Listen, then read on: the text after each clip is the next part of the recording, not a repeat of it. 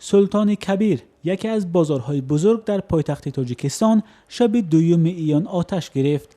مقامات گفتند که سوختار ساعت 8:30 شام سر زده، بعد تقریباً 4 ساعت آن پره خاموش کرده شده است. امروز ما با صاحبکاران و کارمندان مقامات حکومت دولتی معاون رئیس شهر واخوردیم و نسبت ضرر دیدگان نسبت صاحبکارانی که در اینجا است واخوردیم.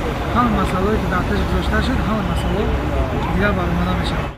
از شهرداری پایتخت خبر دادند که سوختار در طبقه یکم بینای 6 آشیانه مرکزی سودا به وقوع پیوسته مساحت 1230 متر مربع را فرا گرفت. بر اثر حادثه سوختار تلفات جانی ثبت نشده است. سوختار یک آشیانه ضرر دیده است و زیاده از 21 مغازه ضرر دیده است. سبب‌های سوختار حالا معلوم نیست، اما حکومت شهر دوشنبه روز 3 ایان خبر داد که برای دقیق کردن سبب‌های سوختار گروهی فوری تفتیشاتی تأسیس داده است. مولا رجب یوسفی، شهلای عبدالله، آزادی، دوشنبه.